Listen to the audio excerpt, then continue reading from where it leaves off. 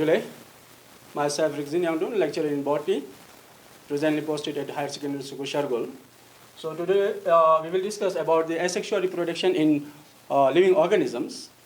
तो asexual reproduction को discuss करने से पहले हम थोड़ा यानी रिप्रोडक्शन के बारे में आपको बता दूं कि रिप्रोडक्शन क्या होती है. ओके, रिप्रोडक्शन को हम नटशेल में अगर बताएं तो ये एबिलिटी टू प्रोक्रिएट है. So how you can define reproductions. Reproduction is a biological process in which an organism raises to young one similar to self. Reproduction एक process है, एक phenomenon है जिसमें living organism अपना जैसा new individual young one बनाते हैं, उसको हम क्या कहते हैं? Reproduction कहते हैं. The offspring grow, mature and in turn produce a new offspring. यानी जो new offspring बनते हैं, young one बनते हैं, यानी वो मेच्योर हो जाते हैं, ग्रो हो जाते हैं, मेच्योर हो जाते हैं, फिर इसके बाद वो खुद एक यानी उसमें एबिलिटी आ जाता है रिप्रोड्यूस होने के लिए. Then there is a cycle of birth, growth and death. यानी हर लिविंग ऑर्गेनिज्म में एक लाइफ स्पेन होते हैं. जैसे कि हम बटरफ्लाई की बात करें तो बटरफ्लाई में यानी 1 to 2 वीक्स इसकी लाइफ स्पेन होता है. जैसे कि रोज़ प्लांट की बात करेंगे तो रोज़ प्लांट में यानी 6 to 7 ईयर्स होते हैं. राइस प्लांट की बात करें तो वहाँ पे 6 to 7 मंथ होते हैं. अगर डॉग की बात करें तो तकरीबन यानी 20 to 25 ईयर्स होते हैं. यानी हर लिविंग ऑर्गेनिज्म का एक लाइफ स्पेन होता है और लाइफ स्पेन के बाद हर लिविंग ऑर्गेनिज्म को डेथ होना होता है. तो इसलिए यहाँ पे क्या कहते हैं, reproduction enables the continuity of the species generation after generation. यानी ऐसा एक प्रोसेस यानी जो कोई भी स्पीशीज यानी इस दुनिया में यानी कंटिन्यूटी रखना चाहता है तो इसलिए एक प्रोसेस, वो प्रोसेस क्या है? रिप्रोडक्शन है. रिप्रोडक्शन के थ्रू यानी कोई भी स्पीशीज अपनी स्पीशीज की जो या पीढ़ी को यानी क्या कर सकते हैं, वो कंटिन्यू रख सकते हैं. इसलिए क्या कहते हैं, reproduction is the fundamental feature of all non living life. यानी इसलिए ये कैरेक्टर जो है रिप्रोडक्शन का, ये एक क्या बन जाता है, फंडामेंटल फीचर्स बन जाता है ऑल लिविंग ऑर्गेनिजम्स के लिए. तो यहाँ पे मैं और एक चीज़ बताना चाहूँगा कि reproduction is not a defining features of life. यानी रिप्रोडक्शन के बेसिस पर हम लाइफ को डिफाइन नहीं कर सकते हैं. सिर्फ हम यानी रिप्रोडक्शन के बेसिस पर हम यानी लिविंग ऑर्गेनिज्म और नॉन लिविंग ऑर्गेनिज्म को हम डिस्टिंग्विश कर सकते हैं, लेकिन लाइफ को डिफाइन नहीं कर सकते हैं. यानी इसलिए मैं यहाँ पे बता दूं कि रिप्रोडक्शन के हमारे 2 टाइप्स है. One is asexual reproduction, another one is a sexual reproduction. Okay, और चीज़ बता दूं यहाँ पे हमारे पास तो 2 सेक्सुअल एंड एसेक्सुअल रिप्रोडक्शन तो है, लेकिन कोई भी ऑर्गेनिजम्स रिप्रोड्यूस करने के लिए क्या स्ट्रेटेजी लगाते होंगे. जैसे कि यानी कोई भी ऑर्गेनिज्म यानी हाउ इट डिसाइडेड कि इसमें सेक्सुअल रिप्रोडक्शन होना है कि या एसेक्सुअल रिप्रोडक्शन होना है. यानी हमारे इर्द गिर्द बहुत सारे लिविंग ऑर्गेनिजम्स है, तो उनमें कौन सी फैक्टर्स है जो वो डिसाइड करता है कि उसमें एसेक्सुअल रिप्रोडक्शन होना है या सेक्सुअल रिप्रोडक्शन होना है. तो हर एक लिविंग ऑर्गेनिज्म क्या करते हैं, अलग अलग स्ट्रेटजीज लगाते हैं. तो यहाँ पे क्या है कि कुछ फैक्टर्स होते हैं. वो फैक्टर्स क्या है, उसमें से एक फैक्टर से लिविंग ऑर्गेनिजम्स हैबिटेट्स, यानी उस ऑर्गेनिजम्स की हैबिटेट वो एक्वाटिक है कि टेरेस्ट्रियल है. एक्वाटिक है तो वो मैरीन है कि फ्रेश वाटर में रहते हैं. या इसके अलावा और एक फैक्टर से वो है इंटरनल फिजियोलॉजी. उस ऑर्गेनिज्म की इंटरनल फिजियोलॉजी वो डिसाइड करता है कि उस लिविंग ऑर्गेनिज्म में सेक्सुअल रिप्रोडक्शन होगा या एसेक्सुअल रिप्रोडक्शन होगा. इसके अलावा यानी लिविंग ऑर्गेनिज्म में बहुत सारे और फैक्टर्स होते हैं. ये सब मिलकर ये डिसाइड करता है कि उस लिविंग ऑर्गेनिज्म में यानी सेक्सुअल रिप्रोडक्शन हो जाएंगे या एसेक्सुअल रिप्रोडक्शन हो जाएंगे. ओके, तो we have 2 types. One is asexual reproduction is, another one is a sexual reproduction. Okay, तो एसेक्सुअल रिप्रोडक्शन से पहले मैं थोड़ा यानी सेक्सुअल रिप्रोडक्शन का एक आउटलाइन बता दूंगा ताकि आपको एसेक्सुअल रिप्रोडक्शन जल्दी समझ में आ जाएंगे. तो क्या होता है, देखिए, सेक्सुअल रिप्रोडक्शन में 2 पेरेंट्स के इन्वॉल्वमेंट होते हैं. ठीक, तो दोनों पेरेंट्स गेमिट बनाते हैं और गेमिट रिलीज करते हैं. बाद में फ्यूज हो जाते हैं जिसको हम फर्टिलाइजेशन कहते हैं. फिर इसके बाद ज़ैगोट बनते हैं. फिर ज़ैगोट को मल्टीपल डिवीजन होने के बाद उस वहाँ पे क्या बन जाते हैं, एम्ब्रियो बन जाते हैं. देन यानी ऑफस्प्रिंग बन जाता है. तो एसेक्सुअल रिप्रोडक्शन में क्या होता है, इसमें दो की जगह पर यहाँ पे सिर्फ सिंगल पेरेंट पार्टिसिपेट लेते हैं, यानी यहाँ सिंगल पेरेंट से ऑफस्प्रिंग बनते हैं और यहाँ पे कोई भी एसेक्सुअल रिप्रोडक्शन में कोई भी गेमेट नहीं बनते हैं, कोई भी फर्टिलाइजेशन नहीं होते हैं, कोई भी मियोसिस नहीं होते हैं, फिर भी यहाँ पे नया इंडिविजुअल बनते हैं from single parent is called a asexual reproduction. For example यहाँ पे क्या कहते हैं, asexual reproduction is kind of reproduction involving only one parent in which meiosis, gamete formation, fertilization, transfer of genetic material between the two individual does not occur। यहाँ पे कोई meiosis, कोई genetic material की transformation, कोई यहाँ पे fertilizations बिल्कुल नहीं होते हैं, सिर्फ सिंगल पेरेंट से ऑफस्प्रिंग बनते हैं, उसको हम क्या कहते हैं, asexual reproductions। Asexual reproduction में क्या सच यहाँ पे क्या कहते हैं, here offspring produce are identical and represent the exact copies of the parent। जो offspring जो न्यू यंग यानी asexual reproduction में बनते हैं वो आइडेंटिकल कॉपी होते हैं किसका, पेरेंट का। क्यों? क्योंकि जब हम सेक्सुअल रिप्रोडक्शन की बात कर रहे थे वहां पे दो पेरेंट्स के इन्वॉल्वमेंट थे, यानी दोनों पेरेंट्स के कैरेक्टर ऑफस्प्रिंग में मिक्सअप हो जाती है और वहां पे वेरिएशन आ जाती है।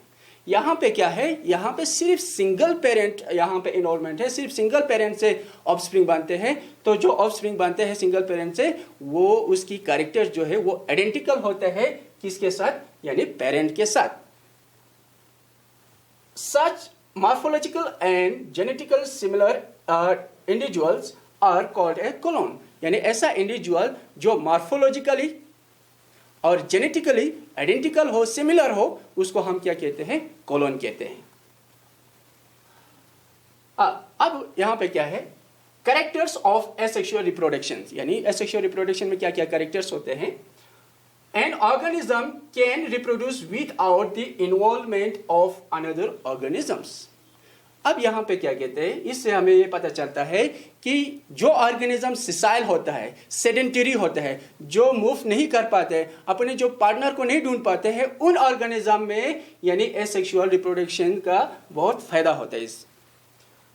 It is not limited to single celled organisms. ये एसेक्सुअल रिप्रोडक्शन जो है वो सिंगल सेल तक महदूद नहीं होते हैं, क्योंकि जब हम कोई एसेक्सुअल रिप्रोडक्शन पढ़ते हैं तो उसमें एग्जांपल ज़्यादातर यानी बैक्टीरिया होते हैं और अमीबा होते हैं, ये सब यूनिसेलुलर होते हैं। तो कभी कंफ्यूजन हो जाते हैं कि जो एसेक्सुअल रिप्रोडक्शन सिर्फ यानी यूनिसेलुलर में होते हैं, ऐसा नहीं है। यानी एसेक्सुअल रिप्रोडक्शन यानी मल्टीपल सेलुलर में भी होते हैं, जैसे कि क्या कहते हैं, हाइड्रा है, स्पॉन्जिस है, उनमें भी क्या होते हैं, एसेक्सुअल रिप्रोडक्शंस होते हैं। Cloning is the form of asexual reproduction, यानी एसेक्सुअल रिप्रोडक्शन से क्या बनते हैं, क्लोन बन जाती है। An organism creates a genetically similar और आइडेंटिकल कॉपी इटसेल्फ, यानी एसेक्सुअल रिप्रोडक्शन के थ्रू जो भी ऑफस्प्रिंग बनते हैं वो ऑफस्प्रिंग क्या होते हैं, जेनेटिकली और मॉर्फोलॉजिकली बिल्कुल सिमिलर और आइडेंटिकल होता है पेरेंट्स के साथ। ये कुछ कैरेक्टर्स है किसका, एसेक्सुअल रिप्रोडक्शंस का। Next, advantages of asexual reproductions. When environmental factors are favorable, asexual reproduction is employed to exploit suitable conditions for a survival, such as an abundant food supply, adequate shelter, favorable climate, optimum pH, etc. यानी जब कोई भी favourable conditions होते हैं, जैसे कि यानी abundant of food हो, क्लाइमेट फेवरेबल हो, यानी वहाँ पे एडिक्वेट शेल्टर हो या ऑप्टिमम पीएच हो, तो उस कंडीशन में यानी एसेक्सुअल रिप्रोडक्शन ज़्यादा यानी बेहतरीन तरीके से होते हैं इन कंडीशंस में। तो populations increase exponentially to take full advantage of the rich supply of resources. इन रिसोर्सेज को यानी यूटिलाइज करने के लिए यानी एसेक्सुअल रिप्रोडक्शन के थ्रू यानी इसमें क्या हो जाता है, रिप्रोडक्शन बहुत ज़्यादा होता है, एक्सपोनेंशियली होता है बहुत ज़्यादा। Now types of asexual reproductions. बहुत सारे types है asexual reproductions के। तो first we will take fissions. Fission is the types of asexual reproductions. Fissions में क्या होती है यहाँ पे देखिए, fissions किसको कहते हैं? It is the type of asexual reproductions in which a fully grown parental organism divides into two or more than two daughter cell in this reproductive unit is whole body. यानी फिशंस का मतलब होता है break down होना या split होना। यानी इस टाइप्स ऑफ रिप्रोडक्शन में क्या होता है कि पेरेंटल बॉडी, पेरेंट की जो बॉडी होते हैं वो डिवाइड हो जाती है, यानी 2 या मोर देन 2 में, तो उसको हम क्या कहते हैं, फिशंस कहते हैं। ठीक है, तो फिशंस में जो रिप्रोडक्टिव यूनिट जो है वो पूरा उसकी बॉडी होते हैं, पूरा बॉडी पार्टिसिपेट लेते हैं इस रिप्रोडक्शंस में, इसलिए इसको हम क्या कहते हैं, reproductive unit is whole body इसलिए कहते हैं, क्योंकि जब बैक्टीरिया हो तो बैक्टीरिया को फिशन हो जाते हैं तो बैक्टीरिया की पूरा बॉडी इसमें पार्टिसिपेट लेते हैं। ठीक है, तो यानी फिशंस का मतलब हुआ यानी किसी पेरेंटल बॉडी को डिवाइड होकर 2 या 2 से ज़्यादा में डिवाइड हो जाना, यानी इसको हम क्या कहते हैं, फिशंस कहते हैं। तो यहाँ पे एग्जाम्पल है बैक्टीरिया। इसके अलावा फिशंस के हमारे पास फर्दर टाइप्स है, उसमें है बाइनरी फिशंस। बाइनरी फिशंस इस नाम से ही पता चलता है, बाइनरी का मतलब 2 होता है, फिशन का मतलब स्प्लिटिंग या ब्रेकडाउन होना। तो इस केसेस में क्या होते हैं, यानी कोई भी ऑर्गेनिजम्स उसकी बॉडी डिवाइड होके 2 इक्वल डॉटर सेल में डिवाइड हो जाती है, तो उसको हम क्या कहते हैं, बाइनरी फिशन। यानी फिशंस होके 2 इक्वल पार्ट्स बनते हैं, इक्वल डॉटर सेल बनते हैं, इसलिए इसको हम बाइनरी फिशंस कहते हैं। It is divisions of adult parental body into 2 nearly equal daughter cells during the favorable conditions। इसमें यहाँ पे आपने याद रखने का एक इम्पोर्टेंट पॉइंट है, वो है ये एसेक्सुअल रिप्रोडक्शन जो है, एसेक्सुअल रिप्रोडक्शन में खासकर बाइनरी फिशन जो है वो किस में होता है, फेवरेबल कंडीशंस में होते हैं, ये याद रखना है आपने। ठीक है, तो जैसे कि यहाँ पे मैं एक एग्जांपल यहाँ पे लिया है, वो है बैक्टीरिया। बैक्टीरिया का बॉडी है ये, फॉर एग्जांपल यूनिसेलुलर होता है बैक्टीरिया। तो बैक्टीरिया के अंदर ये यहाँ पे आप देख रहे हैं, ये क्या है, न्यूक्लियट है। एक्चुअली ये प्रोकैरियोटिक ऑर्गेनिजम्स है, तो इसमें कोई न्यूक्लियस नहीं होते हैं, यानी बैक्टीरिया में न्यूक्लियस नहीं होते हैं, तो ये इसको हम क्या कहते हैं, न्यूक्लियट कहते हैं। या इस तो अब यहाँ पे रिप्रोडक्शन, बाइनरी फिशंस रिप्रोडक्शन होने से पहले एक मैकेनिज्म आपको समझना जरूरी है कि इसमें क्या होता है, सबसे पहले यानी कार्योकिनेसिस होता है, फिर इसके बाद साइटोकिनेसिस होता है। यानी कार्योकिनेसिस, कोई भी बाइनरी फिशंस होते हैं उससे पहले कार्योकिनेसिस होता है। कार्योकिनेसिस का मतलब होता है यानी डिवीजन ऑफ न्यूक्लियस। फिर इसके बाद आस्ते आस्ते क्या हो जाता है, उसकी साइटोप्लाज्म डिवाइड हो जाता है, उसको हम क्या कहते हैं, साइटोकिनेसिस। तो सबसे पहले इस बैक्टीरिया में क्या होगा, कार्योकिनेसिस होगा। कार्योकिनेसिस का मतलब होता है यानी न्यूक्लियस को डिवाइड होना। तो लेकिन यहाँ पे न्यूक्लियस तो है नहीं है, क्योंकि ये प्रोकैरियोटिक ऑर्गेनिजम्स है। तो यहाँ पे पहले क्या है, यहाँ पे न्यूक्लियट से इस न्यूक्लियट को डिवाइड होगा, तो यहाँ पे जो डीएनए है, एक डीएनए को 2 डीएनए बन जाएगा। ठीक है, यहाँ पे एक डीएनए यहाँ पे है, दूसरा डीएनए यहाँ पे है। तो ये इसको हम क्या, इस प्रोसेस को क्या कहेंगे, इसको कार्योकिनेसिस कहेंगे। फिर आहिस्ते आहिस्ते इस बैक्टीरिया की साइटोप्लाज्म डिवाइड हो जाएंगे, इस तरह डिवाइड हो जाएंगे। इस साइटोप्लाज्म को डिवाइड होने को हम क्या कहते हैं, साइटोकिनेसिस। फिर साइटोकिनेसिस होके 2 डॉटर सेल बन जाएंगे, 2 सेल बन जाएगा। इस सेल को हम क्या कहते हैं, 2 डॉटर यानी डॉटर सेल कहते हैं। तो कितना सेल बनता है, 2 डॉटर सेल बन जाता है। ठीक है, तो यहाँ पे और एक चीज आपको बताना है कि यहाँ से एक बैक्टीरिया डिवाइड होके 2 डॉटर सेल बन गया। इस प्रोसेस को कभी हम यानी इमोर्टल भी कहते हैं। इमोर्टल का मतलब होता है कोई भी नेचुरल डेथ नहीं होते हैं, उसको हम क्या कहते हैं, इमोर्टल। तो बाइनरी फिशन की केसेस में कोई भी यानी डेथ नहीं होते हैं, नेचुरल डेथ नहीं होते हैं, और ये इमोर्टल होते हैं। क्योंकि देखिए यहाँ पे जो बैक्टीरिया है ना, ये बैक्टीरिया डिवाइड होकर कितना बन गया, 2 बन गया। ठीक है, यहाँ पे कोई यानी नेचुरल डेथ नहीं होगा। फर्दर ये मेच्योर हो जाएगा, यही 2 बैक्टीरिया फिर से बाइनरी फिशन हो जाएगा, फिर इसके बाद क्या हो जाएगा, इसको और 2 बैक्टीरिया बन जाएगा। तो यहाँ पे कोई नेचुरल डेथ नहीं होते हैं, तो इसलिए इसको हम क्या कहते हैं, इस प्रोसेस को कभी यानी इमोर्टल भी कहते हैं। ठीक, तो अकरेंस ये ज्यादातर किस में पाए जाते हैं, binary fissions, mostly common in protist and bacteria. यानी प्रोटिस्ट और बैक्टीरिया में ज्यादातर यानी बाइनरी फिशंस वहाँ पे पाए जाते हैं। मैकेनिज्म जो अभी बात कर रहे थे कि बाइनरी फिशंस में क्या मैकेनिज्म होना चाहिए, तो क्या कहते हैं बाइनरी फिशंस में, in binary fissions the karyokinesis is followed by cytokinesis so that nothing is left with the parents.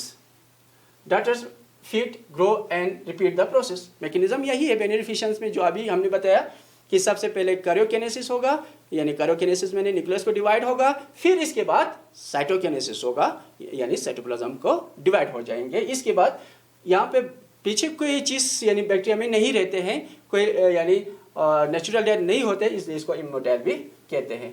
Under favorable conditions, the process beneficence complete in about 20 to 30 minutes. यानी favorable conditions में beneficence जो है 20 और 30 minutes के with in यानी ये process जो है कंप्लीट हो जाती है. दैट मीन एक बैक्टीरिया यानी 2 बैक्टीरिया बन जाता है 20 टू 30 मिनट्स के अंदर. ओके, यह मैकेनिज्म है. इसके बाद काइंड ऑफ बेनिफिशंस के और डिफरेंट टाइप्स से अलग अलग टाइप्स से यानी किसके बेसिस पर यानी प्लान ऑफ डिवीजन की बेसिस पर किस प्लान में ये डिवाइड हो रहा है उसकी बेसिस पर यानी बेनिफिशंस के अलग अलग टाइप्स से 3 टाइप्स से. इसका सबसे पहले कौन सा है यहाँ पे इर्रेगुलर बेनिफिशंस में हियर साइटोकिनेसिस इज में take place along any plant that is amoeba. ये अमीबा का यहाँ पे जो स्ट्रक्चर है अमीबा इर्रेगुलर स्ट्रक्चर्स हैं. तो यहाँ ये इसका न्यूक्लियस है. इसके बाद हम अमीबा में इर्रेगुलर यानी बेनिफिशंस हो जाते हैं. फिर इसके बाद हम डिस्कस करेंगे लॉन्गिट्यूडनल बेनिफिशन. जो इससे पहले बेनिफिशन हमने किस में किया बैक्टीरिया में सॉरी इस अमीबा में वो इर्रेगुलर कहीं किसी प्लेन से भी वो डिवाइड हो सकती है. तो इसलिए इसको हम क्या कहते हैं इर्रेगुलर बेनिफिशन. अब इसके बाद लॉन्गिट्यूडनल बेनिफिशंस में क्या होते हैं यहाँ पे क्या होते हैं कि जो बेनिफिशंस होगा वो लॉन्गिट्यूडनली होगा इस तरह. ठीक है, इस तरह डिविजन्स होगा लॉन्गिट्यूडनली. तो इसलिए इसको हम क्या कहते हैं लॉन्गिट्यूडनल बेनिफिशंस. जैसे कि यहाँ पे न्यूक्लियस है, सबसे पहले न्यूक्लियस को डिवाइड होगा. ठीक है, न्यूक्लियस को डिवाइड होगा, फिर न्यूक्लियस डिवाइड होने के बाद इसके साइटोप्लाज्म को डिवाइड होगा. लेकिन साइटोप्लाज्म की डिवाइड किस तरह होगा लॉन्गिट्यूडनली होगा. इस तरह यहाँ पे लॉन्गिट्यूडनली होगा तो इस तरह डिवाइड हो जाएंगे. तो इसलिए इसको हम क्या कहते हैं लॉन्गिट्यूडनल बेनिफिशन कहते हैं. इसमें एग्जांपल है यूग्लेना. जो पहले वाले हमने एग्जांपल लिया था उसमें जो इर्रेगुलर बेनिफिशंस उसमें क्या होते हैं उसमें होते हैं क्या कहते हैं अमीबा होते हैं. ठीक, नेक्स्ट इसमें है ट्रांसवर्स बेनिफिशंस. यानी ट्रांसवर्स बेनिफिशंस में क्या कहते हैं here the cytokinesis take place transverse axis. देखिए यहाँ पे ये पैरामीशियम का एग्जांपल है. तो पैरामीशियम में जो न्यूक्लियस है वो पहले डिवाइड हो जाएंगे, फिर इसके बाद इसके साइटोप्लाज्म डिवाइड हो जाएंगे. साइटोप्लाज्म डिवाइड इस तरह नहीं होगा, ये डिवीजन किस तरह होगा इस तरह होगा ट्रांसवर्सली डिवीजन होने की वजह से. इसलिए इसको हम क्या कहते हैं ट्रांसवर्स बेनिफिशंस कहते हैं. वो किस में होता है यानी ये पैरामीशियम में होते हैं. तो यानी ऑन द बेसिस ऑफ यानी mode of plan of divisions we have 3 types. एक है इर्रेगुलर बेनिफिशंस, दूसरा है लॉन्गिट्यूडनल बेनिफिशंस, तीसरा है transverse binary fissions. Now another types of fissions is multiple fissions. जो उससे पहला वाला हमने टाइप्स किया था वो क्या किया था हमने बेनिफिशंस में क्या होते थे एक पेरेंटल बॉडी डिवाइड होकर 2 बनते थे. यहाँ पे मल्टीपल फिशंस का इस नाम से ही पता चलता है कि यहाँ पे एक यानी ऑर्गेनिज्म डिवाइड होके 2 से ज़्यादा यानी डॉटर सेल बनाएगा. तो इसलिए इसको हम क्या कहते हैं मल्टीपल फिशंस. तो इन अमीबा इसमें भी एग्जांपल अमीबा का भी ले सकते हैं क्योंकि अमीबा में भी क्या होता है मल्टीपल फिशंस होते हैं. इसके अलावा जब हम या कोई क्या कहते हैं प्लाज्मोडियम का भी ले सकते हैं एग्जांपल. तो in amoeba, the product of multiple fissions become individually surrounded resistant coat the cyst wall before their release from their parents. अब देखिए यहाँ पे ये अमीबा का बॉडी की स्ट्रक्चर है. यूजुअली अमीबा क्या होता है इर्रेगुलर स्ट्रक्चर होता है, उसकी सेडोपोडिया होते हैं वगैरह. ठीक है, जब हम उसको मल्टीपल फिशंस होना होते हैं तो मल्टीपल फिशंस होने से पहले जो उसकी बॉडी की सेडोपोडिया वगैरह वो विड्रा करते हैं और इसकी स्ट्रक्चर क्या बन जाते हैं वो थोड़ा बहुत गोल बन जाती है. तो यहाँ पे और एक चीज़ याद रखना है कि ये जो मल्टीपल फिशंस है वो सिर्फ अनफेवरेबल कंडीशंस में होते हैं. बेनिफिशियंस जो होते हैं वो फेवरेबल कंडीशंस में होते हैं. जब हम यहाँ पे अनफेवरेबल कंडीशन आ जाते हैं तो ये क्या करते हैं अमीबा यानी जो उसके अंदर न्यूक्लियस है एक ही न्यूक्लियस होते हैं. ये न्यूक्लियस क्या हो जाते हैं डिवाइड हो जाते हैं. यानी डिवाइड होके छोटे छोटे बहुत सारे यानी न्यूक्लियाई बनाते हैं. फिर उस न्यूक्लियाई के इर्द गिर्द क्या आ जाते हैं आस्ते आस्ते साइटोप्लाज्म आ जाती है. ठीक है, साइटोप्लाज्म आ जाती है. फिर अनफेवरेबल कंडीशंस में यानी इसके अलावा यानी इस ऊपर इसके जो साइटोप्लाज्म के ऊपर और एक वॉल आ जाते हैं जिसको हम क्या कहते हैं, सिस्ट कहते हैं। ये सिस्ट क्या करते हैं, इस ओमीबा जो डॉटर ओमीबा है उनको बचा के रखता है अनफेवरेबल कंडीशन से। फिर जब फेवरेबल कंडीशन आ जाता है तो ये सिस्ट ब्रेक हो जाते हैं और डॉटर न्यूक्लियस एक साथ में रिलीज हो जाते हैं। इसलिए इसको हम क्या कहते हैं, मल्टीपल फिशंस। पहले एक ओमीबा था, अब जब सिस्ट ब्रेक होके रिलीज होते वक्त बहुत सारे यानी न्यू डॉटर सेल जो है ओमीबा जो है वहां से निकल जाती है, इसलिए इसको हम क्या कहते हैं, multiple fissions. Next is budding. Budding भी एक एसेक्सुअल रिप्रोडक्शन का टाइप्स है। क्या कहते हैं बर्डिंग में, it is the types of asexual reproduction in which one or more unicellular or multicellular outgrowth cell called bud formed on or inside the parental body. Budding is found in Cephea, Hydra, yeast, etc. यहाँ पे बर्डिंग में क्या होता है, unicellular या multicellular outgrowth यानी किसी organisms के बॉडी के ऊपर या बॉडी के अंदर आउटग्रोथ एक बन जाती है, उसको हम क्या कहते हैं, बर्ड कहते हैं। ठीक, तो ये बर्ड जो है किस किस ऑर्गेनिज्म में पाए जाते हैं, एक साइफा है, हाइड्रा है, यीस्ट है।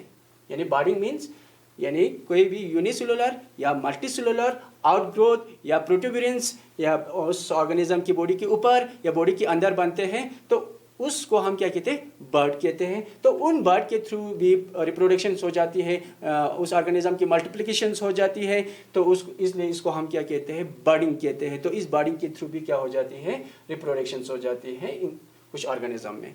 तो जैसे कि इसमें एक एग्जांपल लिया है हमने यीस्ट का। यीस्ट आपको पता है एक फंगस है, यीस्ट यूनिसेलुलर ऑर्गेनिज्म है यीस्ट। यीस्ट के अलावा बहुत सारे फंगस जो है वो क्या होते हैं, मतलब जितने भी फंगस है वो माइसलियम फॉर्म में होते हैं, हैफिया फॉर्म में होते हैं, लेकिन यीस्ट एक ऐसा लिविंग ऑर्गेनिज्म है जो यूनिसेलुलर है और सेल लाइक स्ट्रक्चर्स होती हैं। तो इसमें क्या होते हैं, during this process of budding in yeast, the parental cell develops a small protuberance which grows in size. The parent nucleus divided and one of the two daughter nuclei goes into the bud. Finally, the bud get detached and grows into new individual. जैसे कि यहाँ पे क्या है, ये जो structure है ये इसका बॉडी का है, यूनिसेलुलर है, सेल लाइक स्ट्रक्चर्स होती है, ये इसका न्यूक्लियस है। यानी अब यहाँ पे जो इस तरह स्ट्रक्चर जो फिर प्रोट्यूबरेंस आप देख रहे हैं, ये एक बार्ड है। किसका बार्ड है, ये यीस्ट का बार्ड है। तो ये यीस्ट का बार्ड यहाँ पे है, तो बार्ड डिटेच होने से पहले यहाँ पे क्या हो जाती है, जो यहाँ पे एक न्यूक्लियस है ना, ये न्यूक्लियस डिवाइड होकर दो न्यूक्लियाई बन जाता है। फिर दो में से एक न्यूक्लियाई बार्ड के अंदर चली जाती है और एक न्यूक्लियाई इसके अंदर ही रहते हैं, पेरेंट बॉडी के अंदर। तो आस्ते आस्ते बाद में क्या हो जाती है कि ये जो बार्ड जो है पेरेंट की बॉडी से डिटेच हो जाती है और फेवरेबल कंडीशन में ये बर्ड को फिर से नया यीस्ट बन जाती है। यानी इसलिए इसको हम क्या कहते हैं, यानी बर्डिंग के थ्रू जो है क्या हो जाती है, एसेक्सुअल रिप्रोडक्शन हो जाती है। तो ये भी एसेक्सुअल रिप्रोडक्शन, क्योंकि यहाँ पे कोई गेमेट नहीं बना है, कोई यानी फर्टिलाइजेशन नहीं हुआ है, विदाउट फर्टिलाइजेशन और मियोसिस और गेमेट यहाँ फिर बर्ड्स के थ्रू नया इंडिविजुअल बन जाती है। तो इसलिए इसको हम क्या कहते हैं, एसेक्सुअल रिप्रोडक्शन का टाइप्स। नेक्स्ट बर्डिंग हाइड्रा में हम एग्जांपल देंगे। तो in hydra the budding is exogenous as the bud is formed on the outer surface of the parental body. अब यहाँ पे क्या है, ये हाइड्रा है, ये हाइड्रा जो है मल्टीसेलुलर है और ये हाइड्रा के टेंटिकल आप देख रहे हैं यहाँ पे, और ये जो है बॉडी है इसके ऊपर क्या देख रहे हैं आप, यानी एक प्रोट्यूबरेंस देख रहे हैं। ये प्रोट्यूबरेंस, इस प्रोट्यूबरेंस को हम क्या कहते हैं, बर्ड कहते हैं। फिर ये बर्ड बाद में क्या हो जाते हैं, पेरेंटल बॉडी से डिटेच हो जाते हैं, फिर फेवरेबल कंडीशंस में ये ग्रो होकर नया इंडिविजुअल बनते हैं, नया क्या बनते हैं, हाइड्रा बनते हैं। तो ये हाइड्रा की स्ट्रक्चर्स और ये टेंटिकल, ये बर्ड्स, और इसके बाद ये बर्ड्स आस्ते आस्ते ग्रो होकर मैच्योर हो जाते हैं, बाद में डिटेच होकर नया इंडिविजुअल बन जाते हैं। तो ये बर्ड जो है बॉडी के ऊपर है, यानी इसलिए इसको हम क्या कहते हैं, यानी इसको हम क्या कहते हैं, एक्सोजिनस बर्ड कहते हैं। नेक्स्ट यहाँ पे है बर्डिंग, ये है स्पॉन्जिस में, जो हाइड्रा और स्पॉन्जिस का एग्जांपल है यहाँ पे मल्टीसेलुलर ऑर्गेनिज्म में। इससे पहले हमने यीस्ट का या बैक्टीरिया का एग्जांपल दिया, यानी वो है यूनिसेलुलर ऑर्गेनिज्म में। तो ये क्या है, स्पॉन्जिस, जो स्पॉन्जिस में दो तरीके की बर्ड्स पाए जाते हैं, एक यानी एक्सोजिनस, दूसरा इंडिजिनस। देखिए यहाँ पे जो स्पॉन्जिस है, स्पॉन्जिस के ऊपर प्रोट्यूबरेंस, बॉडी के ऊपर एक प्रोट्यूबरेंस निकल रहा है। इस प्रोट्यूबरेंस को हम क्या कहते हैं, यानी बर्ड कहते हैं। बाद में इसी को नया इंडिविजुअल बन जाते हैं। ठीक। नेक्स्ट दूसरा, इसके अंदर जो एक बर्ड्स होते हैं, वो उस बर्ड्स को हम क्या कहते हैं, यानी इंडोजिनस बर्ड, या इसको हम गिम्यूल भी कहते हैं। ठीक है, गिम्यूल भी कहते हैं या इंडिजिनस बर्ड भी कहते हैं। यानी ये गिम्यूल कब बनता है, जब यानी स्पॉन्जिस को अनफेवरेबल कंडीशन मिल जाते हैं। यानी ये स्पॉन्जिस जो है ये एक्वाटिक ऑर्गेनिजम्स है। यानी अगर इस स्पॉन्जिस को अनफेवरेबल कंडीशन मिला, अनफेवरेबल कंडीशन मीन यानी उस वाटर की टेम्परेचर डाउन हो जाती है। यानी टेम्परेचर डाउन होना यानी अनफेवरेबल कंडीशन बन जाता है किसके लिए, स्पॉन्जिस के लिए। उस टाइम पे क्या बनता है, उसके अंदर एक यानी बर्ड बनता है। उस बर्ड को हम क्या कहते हैं, गिम्यूल्स कहते हैं। तो यहाँ पे जो स्ट्रक्चर आप देख रहा है, ये स्ट्रक्चर क्या है, गिम्यूल्स है। यानी गिम्यूल्स में जो यहाँ पे ओपनिंग आप देख रहे हैं, ये क्या है, मैक्रोपाइल है, मैक्रोपाइल। ठीक है, ये यहाँ पे इस तरह आप जो स्ट्रक्चर आपको नजर आते हैं, इसको आर्कियोसाइट कहते हैं, आर्कियोसिस्ट कहते हैं इसको। ठीक है, तो इसके अलावा यहाँ पे वॉल है, इसके अलावा यानी यहाँ पे स्पाइन लाइक स्ट्रक्चर है। स्पाइन लाइक स्ट्रक्चर को हम क्या कहते हैं, स्पेक्यूल्स कहते हैं। अब यहाँ पे और एक चीज मैं बता दूं कि ये गिम्यूल्स जो है ये डोरमेंट रह सकते हैं 50 से 60 साल तक। यानी ये एक स्पॉन्जिस के लिए क्या बन जाता है कि एडेप्टेशन के लिए मदद देते हैं, क्योंकि ये स्पॉन्जिस जो है सिसाइल है, वो मूव नहीं कर सकते हैं। लेकिन ये क्या कहते हैं, गिम्यूल्स क्या करते हैं कि यानी दूर दूर तक यानी इसको क्या करता है, डिस्पर्स करता है। तो इसलिए एक किस्म का एक एडेप्टेशन बन जाता है कि इसके लिए, स्पॉन्जिस के लिए। बर्डिंग इन स्पॉन्जिस अभी जो हमने पढ़ा, तो उसमें गिम्यूल्स बनते हैं। तो इसके बारे में क्या कहते हैं, this are small spore like structure form during the unfavourable condition in fresh water as well in marine sponges. यानी गिम्यूल्स जो है, गिम्यूल्स का हो या इंडोजिनस का हो, इंडोजिनस क्या कहते हैं, बर्ड्स का हो, यानी ये एक स्पोर लाइक स्ट्रक्चर्स होते हैं। और ये किस में बनते हैं, और ये बनते हैं यानी स्पॉन्जिस के अंदर। ठीक, फिर ये फ्रेश वाटर में भी बनते हैं या मैरीन वाटर में भी बनते हैं, लेकिन अनफेवरेबल कंडीशन के टाइम पे बनते हैं। दिस कंसिस्ट ऑफ आर्कियोसिस्ट, जो वहाँ पे आप गिम्यूल में गोल गोल सा स्ट्रक्चर आपने बहुत सारे देखा, उसको हम आर्कियोसिस्ट कहते हैं। सराउंडेड बाय पिनेकोसिस्ट और स्पेक्यूल्स, वहाँ पे एक वॉल्स होते हैं। और इसके अलावा वहाँ पे क्या होते हैं, स्पाइन लाइक स्ट्रक्चर्स होते हैं, जिसको स्पेक्यूल्स कहते हैं। गिम्यूल्स कैन डोरमेंट फॉर सिविलर ईयर, गिम्यूल जो है डोरमेंट रह सकते हैं बहुत सालों तक। यानी ये बेनिफिशियंस और बर्डिंग का यानी कुछ अलग अलग यानी डिफरेंस है। The parental body divide into equal halves, parental body दो इक्वल हाफ में डिवाइड होते हैं। इसमें पेरेंटल बॉडी हाफ नहीं होते, इसमें प्रोट्यूबरेंस होता है, इसमें प्रोट्यूबरेंस नहीं होते। सॉरी, इसमें प्रोट्यूबरेंस पाए जाएंगे, इसमें प्रोट्यूबरेंस नहीं होगा। डिवीजन इसमें इक्वल होगा, इसमें डिवीजन इक्वल नहीं होगा। यहाँ पे पेरेंटल बॉडी डिसअपीयर होगा, यहाँ पे पेरेंटल बॉडी इंटेक्ट रहेगा। तो ये कुछ यानी टाइप्स है किसकी, एसेक्सुअल रिप्रोडक्शन। ठीक, तो आज हम यहाँ पे क्लोज करेंगे, एंड अप करेंगे। तो नेक्स्ट टाइम हम फिर से हम इससे आगे जो एसेक्सुअल रिप्रोडक्शन जितने भी है उसको हम डिस्कस करेंगे। थैंक यू, शुक्रिया।